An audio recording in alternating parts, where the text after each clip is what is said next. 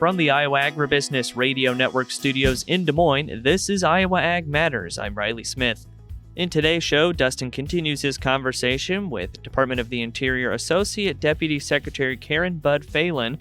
I have the latest U.S. export sales with Greg McBride of Allendale, and Mark has a clip from the June episode of Pods of Potential. Now let's welcome in our hosts, Mark Magnuson and Dustin Hoffman. Well, welcome into a Monday and welcome to June 2026. I'm Dustin Hoffman here, Iowa Agribusiness Radio Network's Iowa Ag Matters program. And Mark, it's hard to believe that we're at the 1st of June already. I feel like we just got through the holidays not that long ago, but here we are. And of course, a busy week, just an interesting week. World Pork Expo here to Wednesday and Thursday in Des Moines, largest international gathering of the pork industry. And it's a good chance to get through. And we've been talking about and previewing it here off and on throughout the last couple of weeks. And now the time is here and it's time to get things done. It is. It is World Pork Expo weekend. It is a busy week, as you mentioned. 2 big days, Wednesday and Thursday. That's at the Iowa State Fairgrounds, if you did not know where that takes place. So as Dustin mentioned, a great facility to hold that expo. And Riley and I really looking forward to it this week, as we will be covering just about everything that's taking place there, or trying to cover everything. It's one of those events where you can't quite get to everything. And Dustin, as you mentioned, we are now into June, and something we've been watching a little bit has been the weather pattern, because we did have those really wet days in April. We had just a lot of moisture in a good way. It never got to the point where we had any kind of flooding or anything. Didn't even really have too many fields that were dealing with standing water in a big way. But now, as I look at the Iowa Drought Monitor, we have started to see some abnormally dry conditions creep in to the northern third of the state. There is still that hot spot in extreme northwest Iowa that is in moderate drought. Everywhere else in the rest of the state is just fine, no drought whatsoever, not even abnormally dry. But that northern third, we are starting to watch a little bit, because it has been a drier May. And now as we switch into June, I've looked at the forecast a little bit. We've got a few chances here or there, but it doesn't seem like we're going to be in that pattern we were earlier in the spring. No, it doesn't. But, that reminds me when I talked with USDA meteorologist Brad Rippey when we were in Washington. He was expecting it to see the drought in the West maybe expand just a little bit, but it wasn't going to be near as dire as we see in the West. You don't have to go very far into Nebraska to see where everything changes. You get across that Missouri River, and it's a whole different world. But the fact of the matter is we're seeing a little dryness. But, again, that was a necessary evil. A lot of times we start planting in that middle part of April, and we weren't able to because of the weather. So to get that dry, warmer temperatures that we got in May was a blessing in disguise, because we were able to finally get in there, get the crop going, and also, get it done as quick as we can. Because, as we said, planting is a sprint. Now, I have heard of some instances where there are some replants that have to happen. Also hearing some spots where there might be just some low population numbers. Some farmers are going back in and just re-hitting a few spots. But we are seeing that it's a godsend that we were able to get the crops in. And now we're going to have to see how long this dryness lasts. Thankfully, the string of hot days has not been around that much, so we haven't had to worry about too much damage for the crops. It's been pretty well ideal to get them going, though we are going to need a shot of rain hopefully by middle of June. And it sounds like we could be seeing some of that. But again, this is a long way to go, and we'll have to see. Of course, the grains are watching our crop growing conditions quite closely. The next report comes out actually this afternoon, weekly crop progress. But right now we hear from the folks at Allendale with Mark Magnuson. Joined today by Greg McBride of Allendale for the opening market discussion. Greg, what's happening with the trade in the grains? Oh, we've got movement on either side of the market here today. You get the corn down 3.5 cents, or actually right now about 3 cents.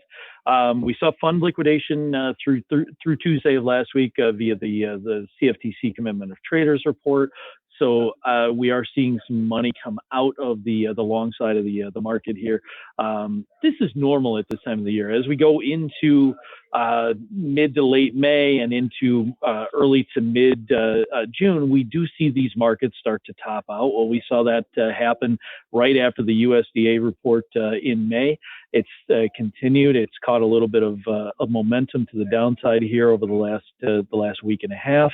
I would continue to watch for that. The only thing I would really be cautious about is weather, and we know that the weather can change forecasts come out every 6 hours.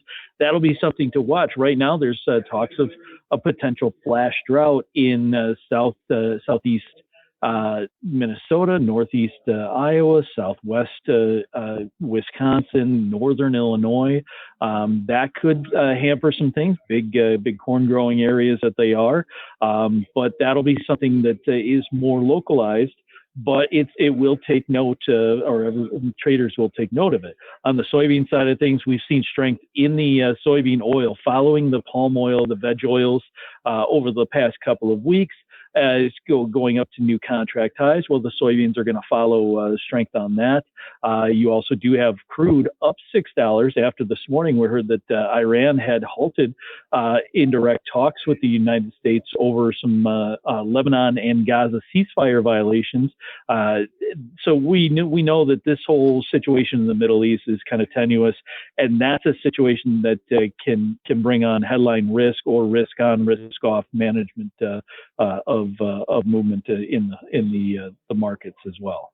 Greg, have we seen any kind of follow through yet from China after the meeting with President Trump headed to that country? No, but it does seem like there's some thoughts that some of the ideas that came out of that will be friendly, but until we start to see purchase orders, or until we start to see movement on some of those additional purchases of ag products, not just the soybeans, because we know the soybeans was not included in the additional $17 billion, until we see sorghum or corn or wheat or even some of the beef or chicken start to get purchased. I think we'll kind of sit back and still say this is a positive for us. It's just not a right now positive. It's a down the road. It's a long term situation. That's a $17 billion investment in ag products over the next 3 years. Just like that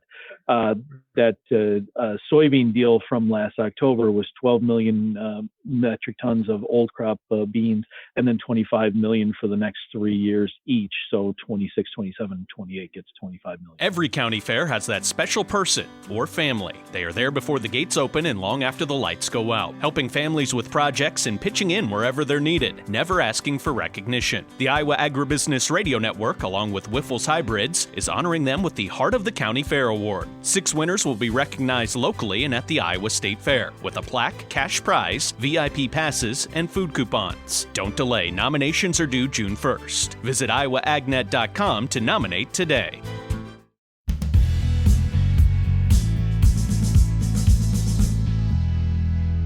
Back on Iowa Ag Matters now, and we are going to take a look at last week's export sales report. It was delayed a day to Friday because of the Memorial Day holiday. So Riley Smith had a chance to catch up with Greg McBride of Allendale and find out what was in this week's report. On the phone right now with Greg McBride of Allendale as we take a look at the weekly U.S. export sales report. And Greg, what do we see in the corn numbers from the USDA this week? Yeah, corn sales was a record for this particular week in history, to 2.125 million tons of old crop corn, an additional 281,000 of new crop. It pretty much the same usual suspects when it comes to corn. It was the big purchaser was Japan this week, but Japan, South Korea, Mexico, the top 3 purchasers of U.S. corn, which is pretty standard for who's the biggest buyers of our corn crop. And then on the soybean side of things, any more strength this week, or how did it look especially compared to what we've been seeing? Yeah, this is a rebound. So on the old crop came in 351,000 tons. New crop came in at 173,000 tons. Total being 524,000 tons. We don't expect a lot out of the soybean numbers, but this was what we would call a rebound. It's not going to save the situation that requires us to see maybe some cuts along the way on some of these WASDE reports, but overall, it is nice to see this. Now, the 5-year average did put us a little bit higher, but it's considering what we've seen, having almost 500,000 tons sold is a good start for some of the new crop sales, as well as a rebound for the old crop sales. And then, of course, as well, last week we were talking about hopefully seeing a trade deal with the U.S. and China, and we have a bit of a trade handshake with China to see some more purchasing. What's the confidence level in the U.S. ag marketplace that we will see some of those sales? Because I know last time we didn't necessarily have an official agreement, but those sales did come through. Yeah, the handshake deal, or whatever you want to call what came out of last week's trip to Beijing, I think it will come through. The tough part about it is that it didn't do anything for the soybean side of things. So we already had our deal from back in October with soybeans, 25 million metric tons per year over the next 3 years. We got the additional 12 million of old crop that's already been pretty well done. On the what we'll really be looking for is how much corn or how much sorghum do we see get purchased by by Chinese? How much wheat, other ag products? They were talking about beef and pork and whatnot.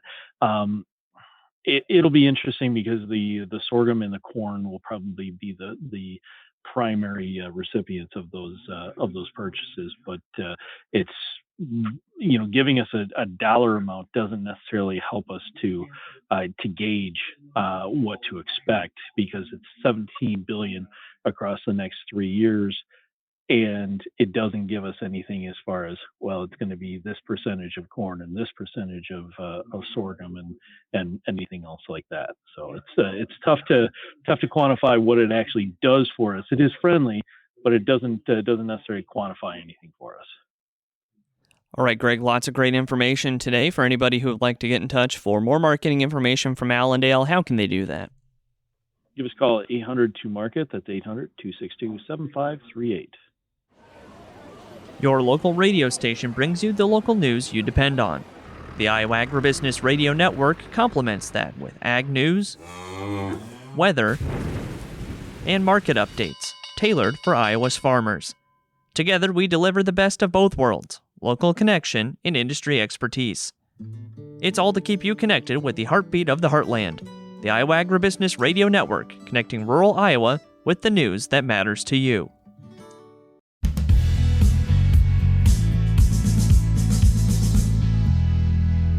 Time to run down those basis numbers for you here on Iowa Ag Matters on this Monday. I'm Dustin Huffman. About half of our elevators have made switches for the beginning of the month. Let's go ahead and run them down. ADM Burlington 14 cents under on corn, $4.32. Soybeans 20 cents under, $11.70. Cargill Eddyville 17 cents under on corn, $4.29 for the cash bid. New Co-op Algona 37 cents under on corn, $4.09. Soybeans 60 cents under, cash bid $11.30. Ag State Sheldon 25 cents under on corn, $4.21. Soybeans 65 cents under at $11.25. Ag State Elta 35 cents under on corn, $4.11 for the cash bid. Soybeans are 60 cents under at $11.30. Cargill Cedar Rapids 9 cents under on corn, $4.37. Soybeans 20 cents under, cash price $11.70. Five Star Co-op Nashua 30 cents under on corn, $4.16. Soybeans 50 cents under at $11.40. Lincoln Way Energy Nevada 25 cents under on corn, the cash price $4.21. ADM Des Moines 25 cents under on soybeans, the cash bid $11.65. New Co-op Red Oak 30 cents under on corn, $4.16. Soybeans 55 cents under at $11.35. Mid-Iowa Cooperative Green Mountain 40 cents under on corn, $4.06 for the cash bid. Soybeans 72 cents under at $11.18. New Co-op Sheraton 30 cents under on corn, $4.16. Soybeans 55 cents under at $11.35. Walk-On Feed Ranch 49 cents under on corn, $3.97. Soybeans 62 cents under, $11.28. New Co-op Glidden 36 cents under on corn, $4.10. Soybeans 60 cents under, cash price $11.30.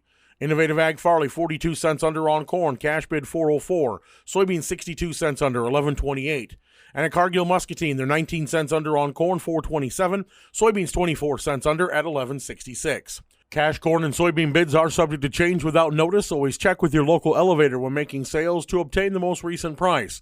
With this check of your basis report here on Iowa Ag Matters, I'm Dustin Huffman. Stay with us. We'll be right back after this message. Every county fair has that special person or family. They are there before the gates open and long after the lights go out, helping families with projects and pitching in wherever they're needed, never asking for recognition. The Iowa Agribusiness Radio Network, along with Wiffles Hybrids, is honoring them with the Heart of the County Fair Award. 6 winners will be recognized locally and at the Iowa State Fair, with a plaque, cash prize, VIP passes, and food coupons. Don't delay. Nominations are due June 1st. Visit iowaagnet.com to nominate today.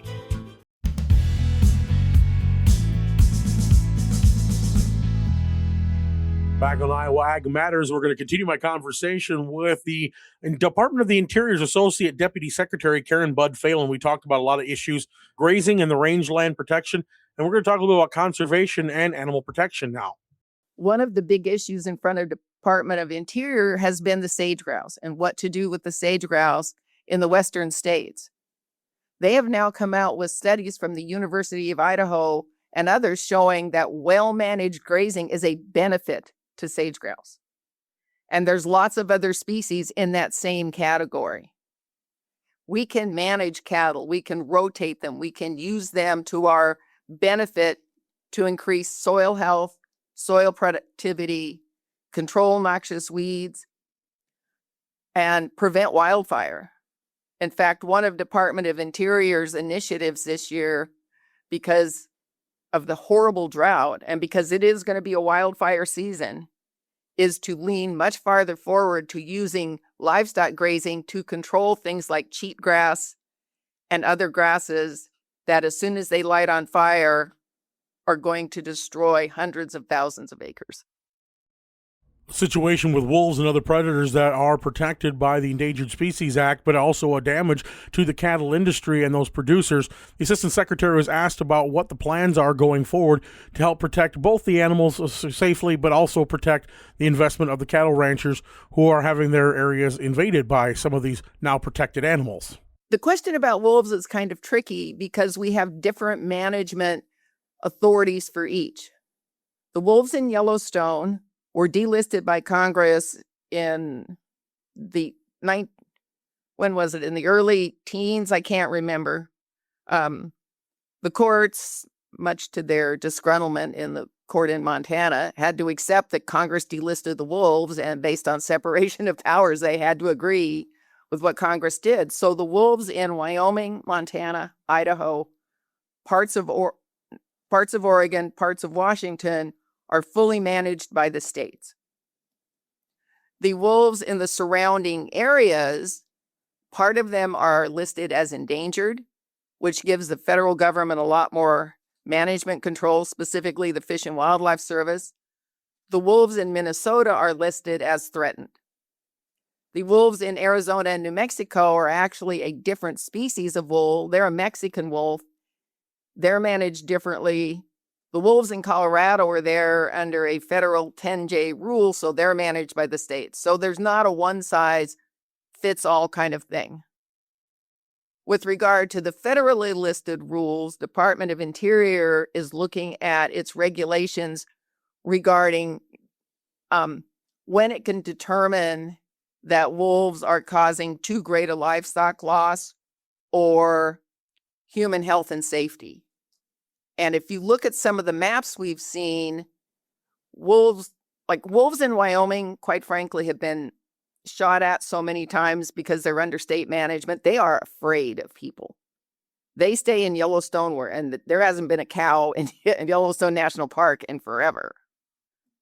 Wolves that don't have that kind of active management are not near as afraid. And if you look at the current maps with regard to wolf kills and residences, it's quite frankly really scary. And so Interior is looking at its regulations to see if we can go farther in wolf management to protect human health and safety and to protect livestock. And the White House is asking us to do that to be able to protect our ranchers, and we are certainly going to do that. And if the wolf is delisted in your state, then the answer is yes. For the threatened wolves, Department of Interior is actually able to do what they call a ESA 4D rule. And in some instances, we can turn that management over to those states where the wolves are threatened. It's all legally required under the ESA, and Interior is looking at that.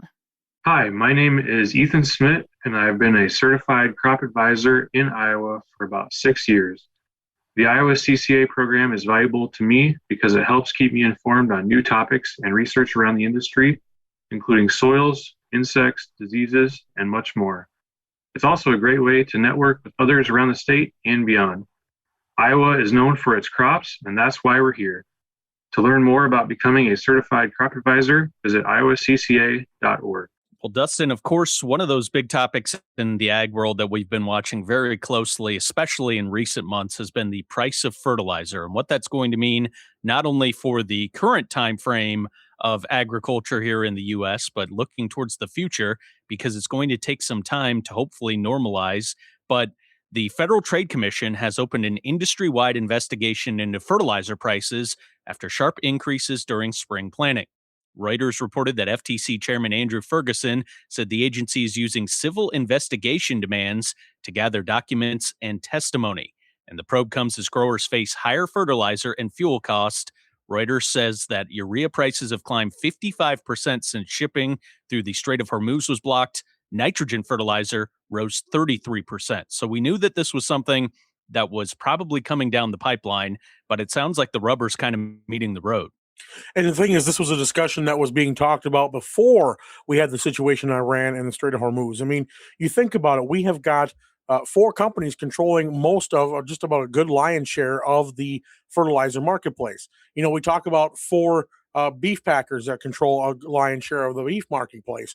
You know, you can't expect this to happen much longer without some kind of internal investigation by the FTC. And of course, you know, because is it mostly because of supply? Is it because of price manipulation? Because there's no competition, you know, and we've heard different facts. We've heard different rumors that have, have to be substantiated. And that's why the investigation is needed. There's a lot of hearsay going on.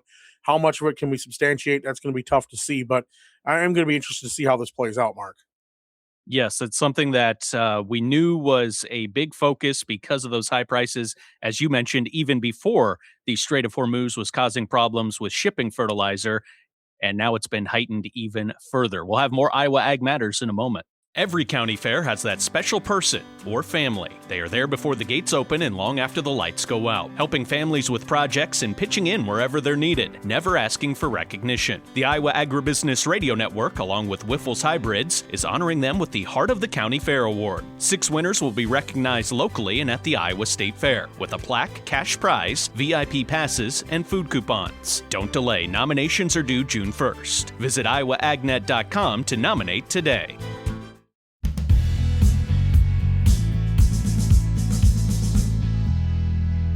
This is the Midday Market Update on Iowa Ag Matters. I'm Mark Magnuson, joined at midday by Justin McKinney of Comstock for the Midday Market discussion. Justin, what's happening with the trade in the grains here on Monday? Off this morning on the corn market, Mark, down about 4 cents right now. Soybeans falling off about 3. New crop beans at least holding steady, up 1/4 cent as we get started for the week here. Soybean oil really kind of is the leader in the row crop complex here, up $1.83 on that. Following the crude oil market, which is sharply higher as we speak here, up $6.31.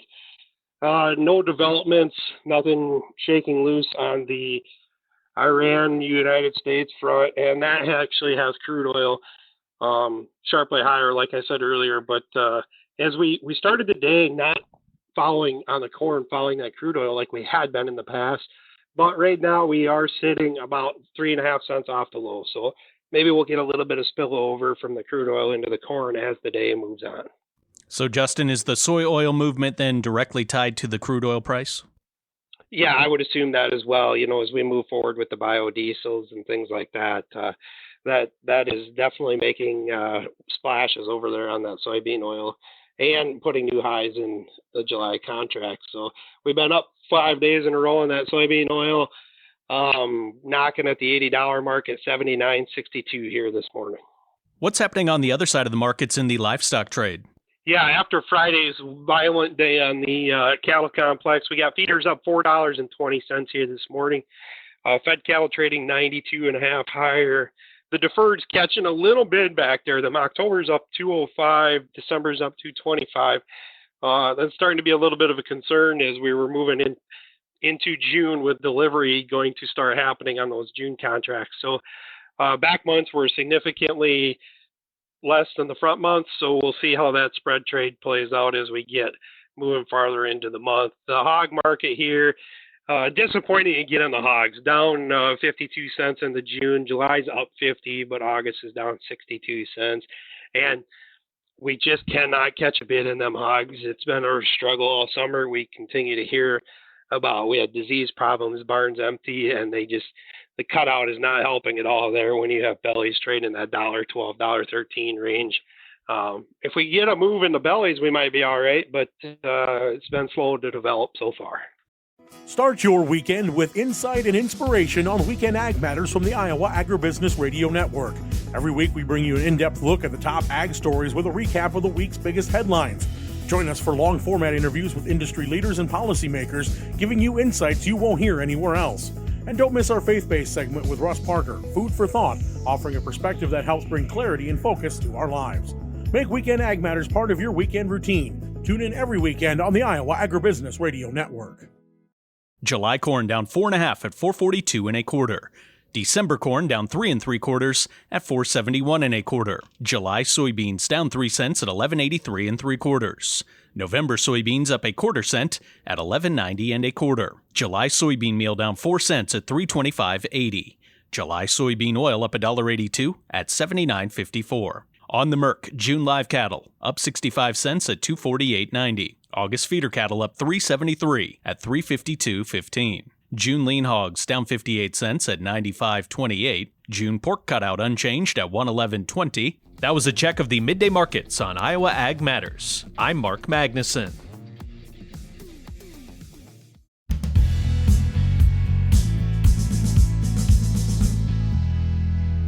Back on Iowa Ag Matters, and we're going to continue in the marketplace to find out what's happening on the livestock side of things. Cattle and hogs did not end the week well, all of them triple digits lower. Today, we're seeing a little bit of a bounce back on the cattle side. Mark Magnuson again with Greg McBride of Allendale. What's happening on the livestock side of the trade? Well, we are seeing the livestock start out a little bit higher today. You get the cattle up about $1.30. It is option expiration on Friday for the June cattle contract, the live cattle contract. So we'll continue to watch for that. We've seen some back and forth type movement. Concerns about some of these packing plants that are been shut down, whether that was for strike reasons or anything else. You've also got the screwworm moving closer to the United States now, within about 30 miles is the most recent that we've heard. And then there was an outbreak of a tick-borne virus that was found in Nebraska. Now, this has been found everywhere else. The important thing is that it wasn't found specifically from the cattle that were brought that were there. It was cattle that were imported to Nebraska. So it is a little bit easier for them to get to the root of it and get that situation taken care of.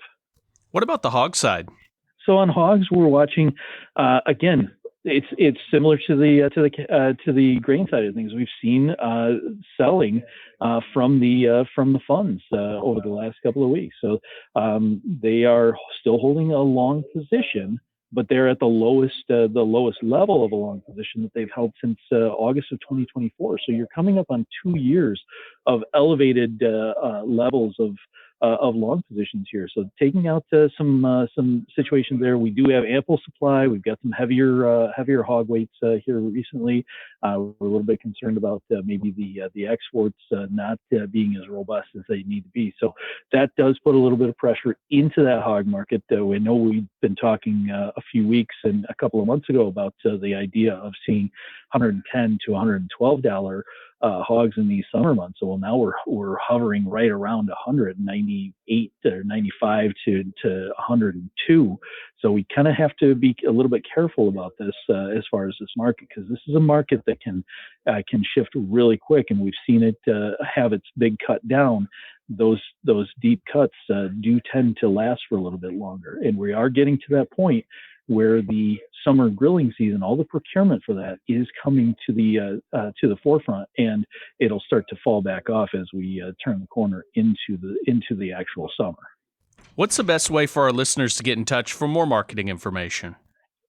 Give us a call at 800-2-MARKET. That's 800-262-7538. In rural Iowa, we know you're sold on your local radio station. The Iowa Agribusiness Radio Network partners with local Iowa stations to deliver the latest in agriculture news, including grain elevator prices, market reports, and ag policy news. Trusted local voices, trusted ag content.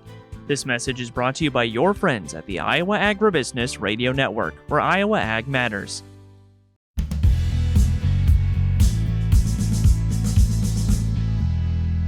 Back on Iowa Ag Matters, and water quality has been something that the ag industry has been working hard to address and improve as the years have gone by. In this month's episode of Pods of Potential, Mark has a chance to visit with the folks at ISA who are working ground level on some of that information. Hello and welcome into this episode of the Pods of Potential podcast. Today's episode is episode number 31, Water Monitoring with Tony Seaman and Thomas Fawcett. Today we're diving into water quality and the importance of water monitoring. And we're here with our friends at the Iowa Soybean Association's Research Center for Farming Innovations, Water Lab Service Manager Tony Seaman, and Heartland Co-op's Strategic Partnership Coordinator Thomas Fawcett. The Iowa Soybean Association's Research Center for Farming Innovation, driven to deliver productive, profitable, and sustainable practices to Iowa's farmers. Looking to boost productivity and enhance soil health on your farm? Join the Iowa Soybean Association's Research Center for Farming Innovation in the field this summer at an event near you. This summer's hands-on field days explore how conservation and research work hand in hand on farms like yours. Hear from experts and fellow farmers about cover crop management, long-term effects, and methods to mitigate potential yield risks during our Roots and Results field days happening in June. To register for a field day near you, explore other events, visit iasoybeans.com/events. So guys, let's get to know each other a little bit better here as we start off today's episode. Tony, could you tell me please about yourself and your role at Iowa Soybean Association? Yeah, Mark. Well, I just had my 20th year anniversary with ISA. And so back in 2006, when I started, I was a water quality technician in kind of the early days of our water quality monitoring program. And as the program has grown and expanded and extended and evolved, I've been there the whole way to now I oversee and run our water quality lab, our certified water quality lab, and oversee all the water sampling around the state. And Tony, you mentioned that, a 20-year run. Was Iowa Soybean kind of on the leading edge then of, water quality monitoring and kind of getting into things, maybe even before some other people were? Yeah. The water monitoring program with Agriculture's Clean Water Alliance that Thomas will talk about actually goes back to 2000, and they just celebrated their 25th anniversary last year. And so that kind of shows the dedication that both Iowa Soybean and Agriculture's Clean Water Alliance have had to water monitoring. They've gone on to do other things as well, but that's really kind of been the backbone and the foundation of all our water monitoring. Well, Tony, thanks so much for joining us on the show today. And also today, I am joined by Thomas Fawcett. Again, he is Heartland Co-op's Strategic Partnership Coordinator. And Thomas, thanks for joining us on the show today. Could you tell us a little bit about yourself and your role at Heartland Co-op and also Agriculture's Clean Water Alliance? Yes, thanks, Mark, for having me today. I've been working with Heartland Co-op for over 20 years. I started in 2005, worked for quite a few years in the precision ag department. But in 2020, I launched our conservation department. It was kind of our first launch of hiring conservation agronomists and building an actual department focused on conservation adoption at Heartland. So since then, in 2020, I hired Ruth McCabe, our first conservation agronomist, and I've been helping her build this program over the last 6 years. We now have 5 full-time employees with the conservation department. We've been working really hard to get conservation adopted across our trade territory. In that time, we've positioned over 300,000 acres of cover crop acres. We've installed over 250 saturated buffers and bioreactors, and we're working on 12 large-scale wetlands and oxbows that we've been working on. So we've gotten a lot of conservation on the ground. It's been a pretty neat venture over the last few years, and it's been a lot of fun to see Heartland really step forward in building this program over the last 5 years. Hi, my name is Ethan Smith, and I've been a certified crop advisor in Iowa for about 6 years. The Iowa CCA program is valuable to me because it helps keep me informed on new topics and research around the industry, including soils, insects, diseases, and much more. It's also a great way to network with others around the state and beyond. Iowa is known for its crops, and that's why we're here. To learn more about becoming a certified crop advisor, visit iowacca.org. In rural Iowa, we know you're sold on your local radio station. The Iowa Agribusiness Radio Network partners with local Iowa stations to deliver the latest in agriculture news, including grain elevator prices, market reports, and ag policy news. Trusted local voices, trusted ag content. This message is brought to you by your friends at the Iowa Agribusiness Radio Network, where Iowa Ag matters. Well, that's going to bring us to the end of the Monday edition of Iowa Ag Matters. Thanks for joining us here at the start of the week, and join us again tomorrow, please. Thanks for listening. Thanks to Dustin. Thanks to Riley. I'm Mark Magnuson. You can find all of our daily content on our website at iowaagnet.com.